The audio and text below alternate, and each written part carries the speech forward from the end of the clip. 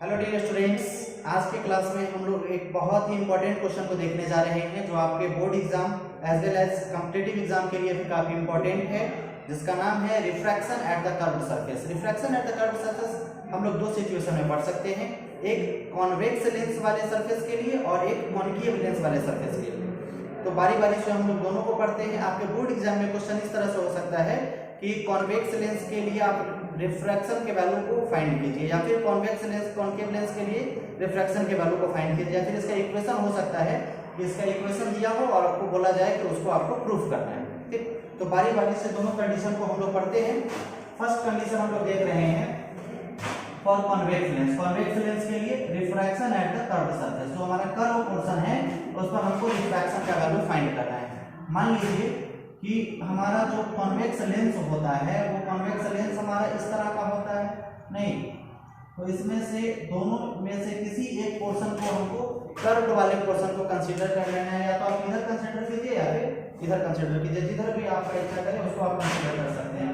तो हम लोग इस कर्व्ड पोर्शन को कंसीडर कर रहे हैं, आप चाहे तो उधर वाले कर्व्ड पोर्शन को भी कंसीडर कर सकते हैं। तो सबसे पहले आप जानते हैं कि यहाँ पर एक ऑप्टिकल सेंटर होता है जिससे हमारा एक लाइन क्रॉस कर रहा होता है, जिसको हम लोग बोलते हैं प्रिंसिपल एक्सिस। तो ये हमारा प्रिंसिपल एक्सिस है। ठीक, अब मान लीजिए कि ऑब्जेक्ट हम लोग इधर रख रहे हैं, ऑब्जेक्ट का पोजीशन यहाँ पर है।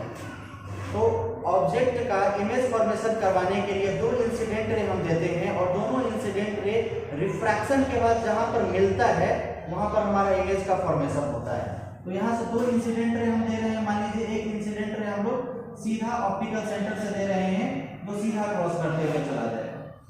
दूसरा इंसिडेंट रे मान लीजिए यहाँ से हम यहाँ पर दे रहे हैं। ठीक, मान लीजिए यहाँ पर एक पॉइंट P है जहाँ पर हम इंसिडेंट रे दे रहे हैं। अब मान लीजिए ये पोर्शन जो है हमारा एक स्फीयर का हिस्सा है। मान लेते हैं कि यहाँ पर स्फीयर का सेंटर है, जिसको हम लोग क्या बोलते हैं, सेंटर ऑफ कर्वेचर। जो जनरली तो होता है एक इस पोर्शन के लिए इधर और एक इस पोर्शन के लिए इधर, तो हम लोग ये वाला पोर्शन कंसीडर करके चल रहे हैं, तो इसका सेंटर ऑफ कर्वेचर इधर होगा। अब सेंटर ऑफ कर्वेचर से अगर हम परपेंडिकुलर लाइन लेना चाहे, मतलब इस पॉइंट P पर हम नॉर्मल लेना चाहे तो हम नॉर्मली इसको मिला सकते हैं। अगर आप किसी स्फीयर को ध्यान में लाइए और आपके पास एक स्फीयर है, उस स्फीयर के मिड पॉइंट से अगर आप एक लाइन सीधा किसी की तरफ लेंगे तो वो उसके सरफेस पर परपेंडिकुलर शेप बनाएगा नहीं। तो यहाँ से मान लीजिए कि हम लोग एक परपेंडिकुलर ले रहे हैं, मतलब एक नॉर्मल ले रहे हैं, मतलब ये नॉर्मल आप सीधा बना रहे हैं इस तरह से, तो इसको हम लोग बोलेंगे कि ये नॉर्मल है। अभी ऑब्जेक्ट हमारा किधर है, रेयरर मीडियम में है और रेयरर से किधर जाएगा। आगे के कंडीशन को हम लोग मान लेते हैं कि ये पूरा कंडीशन हमारा स्फेरिकल ग्लास के अंदर का कंडीशन है, तो इसको हम लोग डेंसर मीडियम ले लेते हैं। इसको हम लोग कंसीडर कर लेते हैं कि ये हमारा ग्लास के अंदर है, तो ये हमारा डेंसर मीडियम है। तो डेंसर मीडियम के अंदर रिफ्रैक्शन के बाद ये जो हमारा लाइट है, ये जो हमारा लाइट है, इसको जाना कैसे चाहिए था, इसको सीधा सीधा जाना चाहिए था। जो इंसिडेंट रे है इसको सीधा इस तरह से जाना चाहिए नहीं, लेकिन रिफ्रैक्शन के बाद हम जानते हैं रिफ्रैक्शन के बाद ये किधर मुड़ता है, जब रेयरर मीडियम से डेंसर मीडियम में जाता है तो इंसिडेंट रे रिफ्रैक्शन के बाद टुवर्ड्स द नॉर्मल मुड़ता है, नॉर्मल की तरफ बेंड होता है। मतलब ये हमारा नॉर्मल है, ये हमारा रे सीधा जाना चाहिए था, लेकिन ये सीधा नहीं जाके क्या होगा, नॉर्मल की तरफ बेंड करेगा। मतलब ये हमारा नॉर्मल है, ये लाइन नॉर्मल की तरफ बेंड करके इधर की तरफ आए, मतलब जो हमारा रिफ्रैक्टेड रे है वो हमारा कुछ ऐसे आ जाए। ठीक है, तो ये हमारा इंसिडेंट रे है और इंसिडेंट रे नॉर्मल के साथ जो एंगल बनाता है इसको हम लोग बोलते हैं एंगल ऑफ इंसिडेंस, और जो हमारा रिफ्रैक्टेड रे इस नॉर्मल के साथ एंगल बनाएगा तो इसको हम लोग बोलेंगे एंगल ऑफ रिफ्रैक्शन। ये हमारा R है। ठीक, अब यहाँ पर जो हमारा कर्व्ड सरफेस है, इसको यहाँ से हम लोग एक परपेंडिकुलर ठीक नीचे ले लेते हैं। हम लोग ऐसा कंसीडर करके चलेंगे कि ये हमारा सीधा पोर्शन है, तो इस पॉइंट का नाम हम लोग ले लेते हैं Q। ये हमारा P पॉइंट, ये हमारा Q पॉइंट। इसको हम लोग अपनी सुविधा के लिए आगे डेरिवेशन के लिए, ये जो कर्व्ड पोर्शन यहाँ से यहाँ तक है ये लगभग सीधा है, जो P से Q के बीच में लगभग PC के बराबर है, ऐसा हम लोग कंसीडर करके चलेंगे। हालांकि फिगर में आपको ज्यादा टेढ़ा लग रहा है, लेकिन एक्चुअल में इतना ज्यादा टेढ़ा होता नहीं है। और एक्चुअल में इतना ज़्यादा स्पेस भी नहीं होता है। अगर आप लेंस को देखेंगे तो पतला सा दिखेगा, लेकिन इस बात को बताने के लिए कि उसमें एक्चुअल क्या सब होता है हमको फिगर थोड़ा बड़ा सा लेना पड़ रहा है, नहीं। तो सबसे पहले कंडीशन हम लोग क्या देखें कि एक ऑब्जेक्ट रखे हैं, ऑब्जेक्ट से दो इंसिडेंट रे देंगे, एक ऑप्टिकल सेंटर से और दूसरा इंसिडेंट रे ऐसे दे रहे हैं जो रेयरर मीडियम में अभी है, एयर में है ऑब्जेक्ट तो रेयरर मीडियम में है, रेयरर से डेंसर में जा रहा है, तो रेयरर से डेंसर में जाने पर किधर मुड़ता है, नॉर्मल की तरफ। जो हमारा सेंटर ऑफ कर्वेचर है वहां से एक लाइन देंगे, ये हमारा नॉर्मल जैसा देखा, देखिए जो हम मान लीजिए कि हमारा एक सर्किल या स्फीयर जो भी है, यहाँ से अगर आप सीधा लाइन किधर भी देंगे, जिधर आपका इच्छा करे उधर ही दीजिए, तो यहाँ पर सरफेस के साथ ये कैसा कंडीशन बना रहा है, नॉर्मल वाला नहीं। तो मान लीजिए कि ये हमारा एक स्फीयर रहा होगा जिसका ये सेंटर है, तो सेंटर से लाइन हम इधर दे रहे हैं, तो ये हमारा क्या हो जाएगा, नॉर्मल हो जाएगा, नहीं। तो रिफ्रैक्शन के बाद ये लाइन को हमारा सीधा ऐसे जाना चाहिए था, सीधा ऐसे जाना चाहिए था, लेकिन रिफ्रैक्शन के बाद ये किधर मुड़ जा रहा है, ये हमारा नॉर्मल है, ये हमारा नॉर्मल है, तो यहाँ से नॉर्मल की तरफ बेंड कर जा रहा है, नहीं। तो नॉर्मल की तरफ बेंड करके रिफ्रैक्टेड रे यहाँ पर मिल रहा है, तो रिफ्रैक्टेड रे यहाँ पर मिलेगा तो हमारा इमेज फॉर्मेशन यहाँ पे हो जाएगा। पहला रिफ्रैक्टेड रे, सेकंड रिफ्रैक्टेड रे, तो इमेज फॉर्मेशन हमारा यहाँ पर हो जाएगा, जिसको हम आई से डिनोट कर सकते हैं। अब आप जानते हैं कि ऑब्जेक्ट डिस्टेंस को हम यू से डिनोट करते हैं, तो इस पोर्शन के डिस्टेंस को हम लोग यू ले सकते हैं। फिर यहाँ से जो हमारा सी है, सेंटर ऑफ कर्वेचर, और जो हमारा ऑप्टिकल सेंटर है, इसके बीच के डिस्टेंस को हम लोग आर ले सकते हैं, रेडियस ऑफ कर्वेचर। और इमेज फॉर्मेशन हमारा यहाँ हो रहा है, तो यहाँ से इमेज फॉर्मेशन के डिस्टेंस को हम लोग आर कंसीडर कर सकते हैं, नहीं। अब यहाँ जो एंगल फॉर्म हो रहा है ऑब्जेक्ट के साथ, इसको हम लोग मान लेते हैं अल्फा। फिर यहाँ जो एंगल फॉर्म हो रहा है इसको हम लोग मान लेते हैं बीटा, और यहाँ जो एंगल फॉर्म हो रहा है इसको हम लोग मान लेते हैं गामा। आप अपने मन से कुछ भी एंगल मान सकते हैं, अल्फा बीटा गामा, इधर से मानिए इधर से मानिए, कोई बात नहीं है, बस आपको कॉन्सेप्ट को समझते हैं, कॉन्सेप्ट को फॉलो करते हुए चलना है, ठीक। तो सबसे पहले आपको फिगर बनाना है, फिगर के बारे में आपको लिखना है, क्या लिखना है कि मान लीजिए consider one object is placed at distance u from the curved surface। मान लीजिए कि आपके पास एक ऑब्जेक्ट है जो रखा हुआ है डिस्टेंस u पर, कहां से, कर्व्ड सरफेस से, ठीक। अब यहाँ से हम दो इंसिडेंट रे दे रहे हैं, दोनों रिफ्रैक्शन के बाद इमेज फॉर्मेशन कब आ रहा है, डिस्टेंस v पर, सॉरी यहाँ r लिख दिया था गलती से, तो इमेज फॉर्मेशन हो रहा है वो डिस्टेंस v पर हो रहा है, ठीक। ड्यू टू विच, मतलब ऑब्जेक्ट के कारण, due to which image is formed, image हमारा फॉर्म हो रहा है at distance v from the curved surface। Image हमारा फॉर्म हो रहा है डिस्टेंस v पर, कहां से, कर्व्ड सरफेस से, फ्रॉम द कर्व्ड सरफेस, नहीं, डिस्टेंस v पे हमारा इमेज यहाँ पे फॉर्म हो रहा है। अब यहाँ पे सबसे पहले हमको अप्लाई करना है स्नेल्स लॉ, थोड़ा सा स्नेल्स लॉ हम लोग फॉलो करते हैं, उसके बाद थोड़ा सा हम लोग ज्योमेट्री के कॉन्सेप्ट को अप्लाई करेंगे। स्नेल्स लॉ से आप जानते हैं, फ्रॉम स्नेल्स लॉ से आप जानते हैं कि जो हमारा इंसिडेंट एंगल फॉर्म हो रहा है और रिफ्रैक्टेड एंगल फॉर्म हो रहा है, तो sine of angle of incidence और sine of angle of refraction का जो रेशियो है वो बराबर होता है सेकेंड मीडियम का refractive index by first medium का रिफ्रैक्टिव इंडेक्स। अब रिफ्रैक्टिव इंडेक्स को आप दो चीज से डिनोट कर सकते हैं, या तो म्यू से डिनोट कर सकते हैं या फिर मीटा से डिनोट कर सकते हैं। तो मान लेते हैं कि फर्स्ट मीडियम जो है हमारा रेयरर मीडियम, इसका रिफ्रैक्टिव इंडेक्स मीटा 1 है और सेकेंड मीडियम का रिफ्रैक्टिव इंडेक्स मीटा 2 है। क्वेश्चन में आपसे मीटा भी हो सकता है लिखा हुआ हो क्वेश्चन में, या फिर म्यू भी लिखा हुआ हो, तो दोनों को आपको लेके चलना है। अभी हम लोग जो पढ़ रहे हैं कॉन्वेक्स के लिए इसमें मीटा पढ़ लेते हैं और कॉन्केव पे हम लोग म्यू पढ़ लेते हैं। तो ratio of sine of angle of incidence and sine of angle of refraction is equal to the refractive index of second medium या फिर refractive index of denser medium to the refractive index of rarer medium. मतलब यहाँ पे जो angle of incidence लेंगे उसका उल्टा हमको लेना है रिफ्रैक्टिव इंडेक्स और इसका उल्टा लेना है हमको यहाँ पर रिफ्रैक्टिव इंडेक्स। नहीं, फर्स्ट कंडीशन। अब हम ज्योमेट्री को देखें। ज्योमेट्री हमको दो कंडीशन में अप्लाई करना है, एक ट्रायंगल POC या फिर PCO कहिए। इस ट्रायंगल में एक बार हमको ज्योमेट्री अप्लाई करना है और एक बार PCI। और इसमें हम लोग अप्लाई करते हैं फ्रॉम ट्रायंगल PCO। इस ट्रायंगल को अगर आप देखेंगे PCO ट्रायंगल को, तो आप ट्रायंगल का एक प्रॉपर्टी 9th 10th में पढ़े होंगे। इसके दोनों इंटीरियर एंगल का जो सम होता है वो इसके एक्सटीरियर एंगल के बराबर होता है।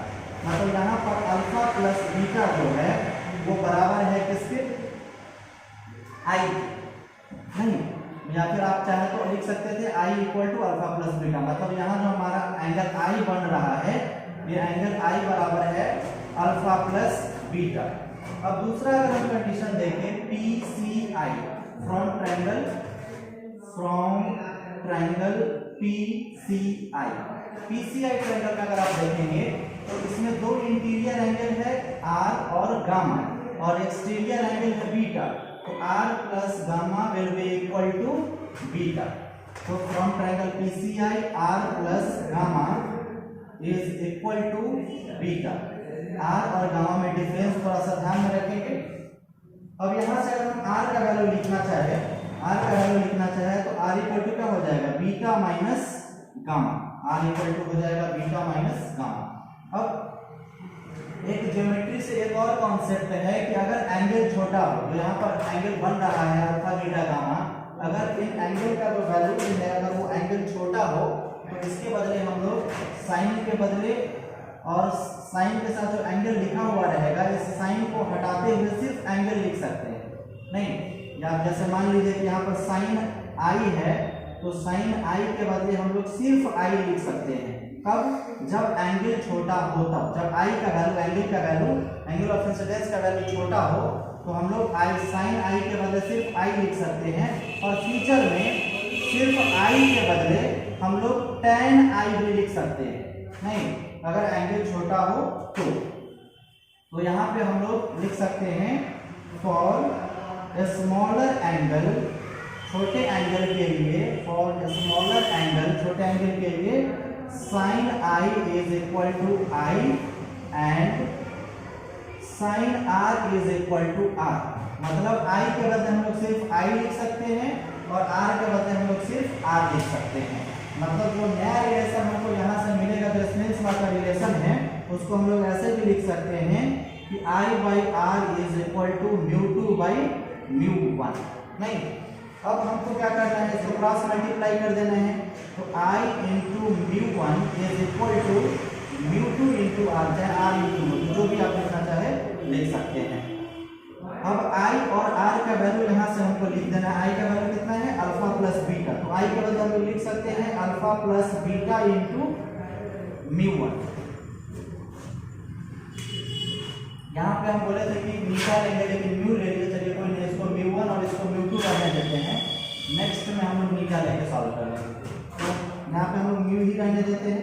तो I के बदले अल्फा प्लस बीटा इंटू μ1 और R के बदले हम लोग को लेना है बीटा माइनस गामा। तो बीटा माइनस गामा इंटू μ2। अब इसको हम लोग पहले मल्टीप्लाई कर लेते हैं, एक स्टेप और बढ़ाते हैं। तो अल्फा इंटू क्या हो जाएगा, alpha into μ1 plus beta into μ1 is equal to beta into μ2 minus gamma into μ2। नहीं, अब इसके बाद के कॉन्सेप्ट को हम लोग इधर वाले बोर्ड में लिखते हैं। तो यहाँ पे हम लोग बीटा वाले पोर्शन को एक साथ डाल देते हैं और गामा और अल्फा को एक साथ डाल देते हैं। तो बीटा वाले पोर्शन इधर से इधर लाएंगे तो ये पॉजिटिव से नेगेटिव में आ जाएगा। नहीं, तो आप इधर लिख सकते हैं beta into μ1 minus beta into μ2। Beta into μ1 minus beta into μ2 और इसको जब इधर से इधर ले जाएंगे तो हो जाएगा अल्फा इंटू म्यू वन, इधर से इधर ले जाएंगे तो हो जाएगा alpha into mu one minus gamma into mu. Alpha into mu one को आप इधर ले जाएंगे तो अल्फा इंटू म्यू वन भी माइनस में आ जाएगा, नहीं minus alpha into mu one और इधर already minus gamma into mu to है। ठीक, अब आप इसमें से बीटा को चाहे तो कॉमन ले सकते हैं और इसमें से माइनस को भी चाहे तो आप हटा सकते हैं। तो यहाँ पर अगर आप बीटा को कॉमन लेंगे तो यहाँ पर हो जाएगा mu one minus mu to, और यहाँ पर अगर आप माइनस को कॉमन लेंगे तो हो जाएगा minus alpha mu one minus gamma mu, minus gamma mu. अब माइनस से अगर आप इधर मल्टीप्लाई करें तो ये म्यू वन वाला पोर्शन हो जाएगा नेगेटिव और म्यू टू वाला पोर्शन हो जाएगा पॉजिटिव। यहाँ पर आप लिख सकते हैं beta into mu two minus into minus plus हो जाएगा, माइनस को इधर से इधर ला रहे हैं, और minus mu one equal to इधर है हमारे पास alpha into mu one minus gamma into mu. अब यहाँ अल्फा बीटा गामा जो आपको नजर आ रहा है इसके बदले हम लोग tan इसमें यूज कर सकते हैं। जैसे यहाँ पर हम लोग देखे हैं फॉर स्मॉलर एंगल के लिए हम लोग साइन के बदले सिर्फ उसका एंगल यूज कर सकते हैं, साइन आर के बदले सिर्फ उसका एंगल यूज कर सकते हैं। इसी तरह से फिर अगर हम चाहे तो फॉर स्मॉलर एंगल, छोटे एंगल के लिए फॉर स्मॉलर एंगल, छोटे एंगल के लिए अगर हम चाहें तो बीटा के बदले हम लोग लिख सकते हैं tan बीटा, अल्फा के बदले हम लोग लिख सकते हैं tan अल्फा, और गामा के बदले हम लोग लिख सकते हैं tan गामा। और tan अल्फा, tan बीटा और tan गामा का वैल्यू हमको इस फिगर से लिखना है। तो आप जानते हैं tan थीटा इक्वल टू होता है परपेंडिकुलर बाय बेस, नहीं तो tan alpha equal to perpendicular है पी क्यू और बेस है ओ क्यू। तो यहाँ पर tan अल्फा इक्वल टू पहले हम अल्फा का वैल्यू लिख रहे हैं पी क्यू और बाई इसका बेस हो जाएगा ओ क्यू का वैल्यू है हमारा u, नहीं tan गामा को हम दूसरे उधर लिख लेते हैं पी क्यू बाई यू, और u हम जानते हैं कि जो भी साइन कन्वेंशन से जो भी डिस्टेंस हम लोग लेते हैं सारा का सारा ऑप्टिकल सेंटर से, और इंसिडेंट रे के अपोजिट डायरेक्शन में अगर हम लेते हैं तो डिस्टेंस हमारा क्या हो जाएगा नेगेटिव, मतलब डिस्टेंस यहाँ हमको लेना पड़ेगा माइनस यू। अच्छा, अब tan बीटा का वैल्यू अगर आप देखेंगे यहाँ पर tan beta equal to P by B, तो p है हमारा पी क्यू और b है हमारा क्यू सी। तो p है हमारा पी क्यू और q है हमारा क्यू सी, b है हमारा क्यू सी। तो क्यू सी का वैल्यू आप देखना चाहेंगे तो रेडियस ऑफ कर्वेचर r, मतलब पी क्यू बाई आर हम लोग ले सकते हैं। इसी तरह इसको हम इस पोर्शन को ऊपर से मिटा के लिख रहे हैं, उस पोर्शन को ऊपर से मिटा। गामा के बदले हम लोग लिख सकते हैं, गामा के बदले आप लिख सकते हैं tan गामा, नहीं तो tan गामा का वैल्यू अगर आप यहाँ से देखेंगे तो परपेंडिकुलर है पी क्यू और बेस है क्यू वाई। तो परपेंडिकुलर है पी क्यू और बेस है क्यू वाई, और क्यू वाई हमारा किसके बराबर है इमेज डिस्टेंस के बराबर, जिसको हम लोग भी ले रहे हैं। चूंकि इमेज हमारा उधर ही फॉर्म हो रहा है जिधर हमारा इंसिडेंट रे है, और रेडियस ऑफ कर्वेचर भी उधर ही है जिधर हमारा इंसिडेंट रे है। तो ये दोनों वैल्यू को हम लोग पॉजिटिव लेके चल रहे हैं, आर भी पॉजिटिव और भी पॉजिटिव लेके चल रहे हैं। तो अब अल्फा बीटा और गामा, यहाँ जो बीटा अल्फा और गामा का वैल्यू है उसके बदले हम लोग लिख सकते हैं, बीटा के बदले लिख सकते हैं tan बीटा। एक बार इक्वेशन को फिर हम लोग लिख लेते हैं इस इक्वेशन को, बीटा के बदले tan बीटा और इनटू है हमारे पास mu two minus mu one. फिर अल्फा के बदले हम लिख सकते हैं tan अल्फा और into mu one minus gamma के बदले लिख सकते हैं tan gamma into mu two, tan gamma into mu two. अब tan का जो वैल्यू है tan alpha tan beta tan gamma का वैल्यू यहाँ से हम लोग इसको डाल देते हैं, नहीं पहले tan बीटा है तो tan बीटा के बदले हमारे पास क्या है P Q by R, tan beta के बदले हमारे पास है P Q by R into हो जाएगा mu two minus mu one. tan alpha के बदले हमारे पास P Q by minus U, P Q by minus U, फिर minus tan gamma, tan gamma के बदले हमारे पास है P Q by V, P Q by V into mu two. नहीं, अब आप यहाँ पे ऑब्जर्व करेंगे कि पी क्यू सब में अवेलेबल है, इसमें इसमें इसमें तीनों में अवेलेबल है, तो पी क्यू को कॉमन लेके हम लोग कटा सकते हैं। नहीं, यहाँ पे tan alpha into mu one था, तो tan अल्फा का वैल्यू लिखे और mu two sorry mu one यहाँ पे छूट गया, तो म्यू वन अब जो वैल्यू बचा उसको हम लोग लिख लेते हैं mu two minus mu one by R is equal to mu one by minus U, और यहाँ पे बचेगा minus mu two by V. यहाँ पर एक मिस्टेक हम लोग शुरू से करते आए हैं, ध्यान नहीं दिए हैं। यहाँ पे जब आप माइनस कॉमन लेंगे तो यहाँ पे माइनस हमारा प्लस हो जाएगा, यहाँ पे हमको पॉजिटिव लेते हुए चलना है, मतलब हर जगह गामा से पहले हमको पॉजिटिव लेना है। नहीं, तो ये जो गामा वाला पोर्शन है इससे पहले पॉजिटिव होना चाहिए था, इस गामा वाले पोर्शन से पहले पॉजिटिव और यहाँ पर भी positive. Sorry for the mistake, यहाँ पर माइनर एरर थोड़ा सा था कि जब हम यहाँ से माइनस कॉमन लेंगे तो अंदर हमको पॉजिटिव ले लेना है। थोड़ा सा ध्यान इधर उधर होने के कारण नॉर्मल मिस्टेक हो सकता है, कोई तो बहुत बड़ी बात नहीं है। तो अगर आप माइनस कॉमन लेते हैं तो यहाँ पर हमारा पोर्शन पॉजिटिव हो जाएगा, यहाँ पर भी पॉजिटिव, यहाँ पर भी पॉजिटिव और यहाँ पर भी पॉजिटिव, और जो रिफ्रैक्टिव इंडेक्स का फाइनल वैल्यू आएगा यही हमारा फाइनल वैल्यू है।